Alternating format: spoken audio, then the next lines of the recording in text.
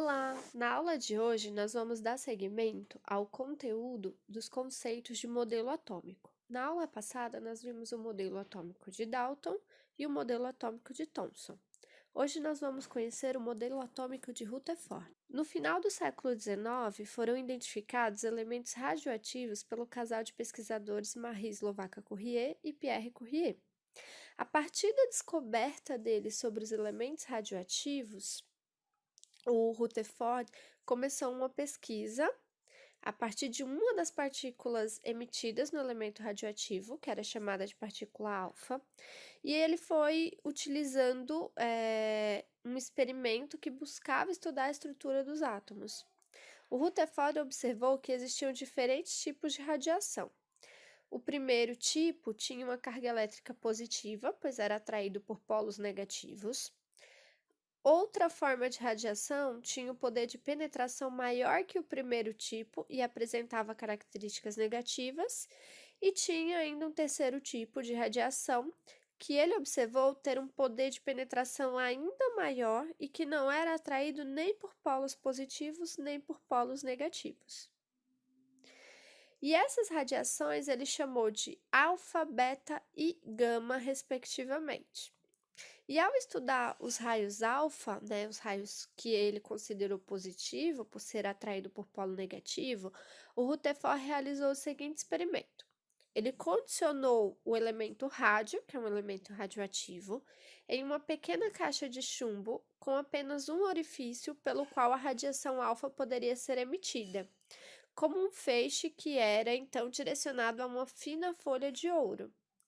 O experimento revelou que grande parte das partículas alfa atravessavam a lâmina de ouro, sem sofrer desvio e sem alterar a lâmina.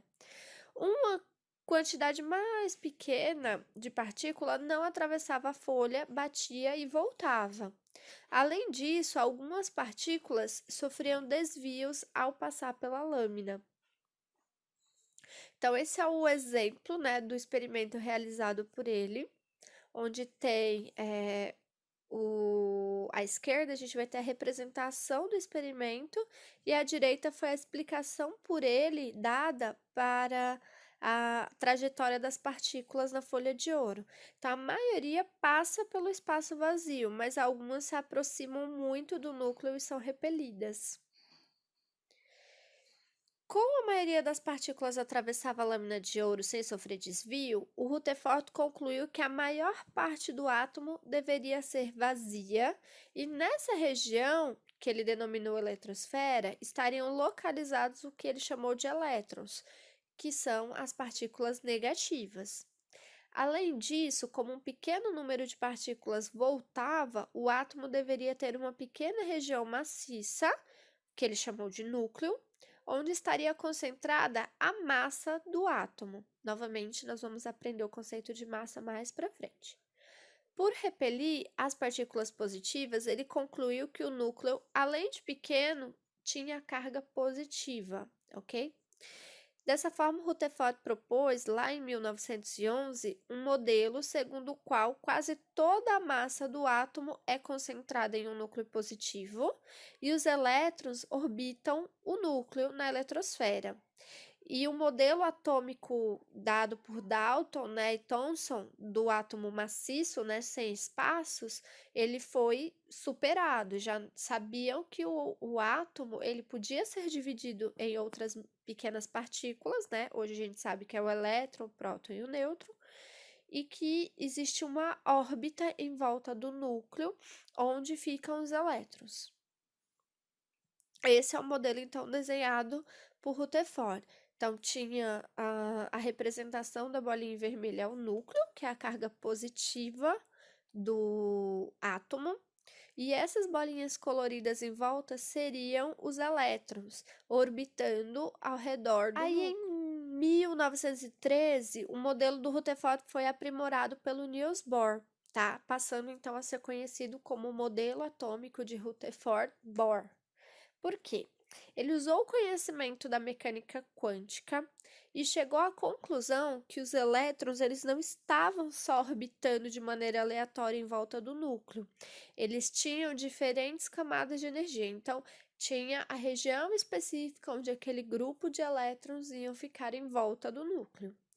Esse modelo atômico também concluiu a existência de partículas neutras que tinham sido descobertas pelo físico britânico James Cladwick. E aí, o que ele fez? Ele realizou experimentos com material radioativo em 1932 e o Cladwick descobriu a existência no núcleo de partículas sem cargas elétricas, que a gente chama de nêutrons, e também vão fazer parte da massa do átomo, ok? E assim, então, ficou o modelo do Rutherford-Bohr, né, que foi um melhoramento feito pelo Bohr do modelo do Rutherford, que não estava por todo errado, né, ele apenas descobriu que as órbitas por onde os elétrons ficavam em volta do núcleo tinham camadas específicas. E, junto com Cladwick, ele descobriu as partículas neutras, que a gente chama de nêutrons, e fazem parte da massa do átomo. Então, esse é o exemplo da figura de como seria esquematizado o átomo por Rutherford-Bohr. Então é isso, na aula de hoje nós vamos parar por aqui. A partir da aula que vem a gente vai começar a ver então massa, próton, nêutron e elétron, e aí a gente entra naquelas continhas que a Pro comentou com vocês que a gente iria aprender agora nessa fase, para depois a gente entender como está organizada a tabela periódica de elementos químicos, ok? Beijinho, estou com saudade. Qualquer dúvida, mandem mensagem para Pro no Clipe Escola, tá bom? Beijão!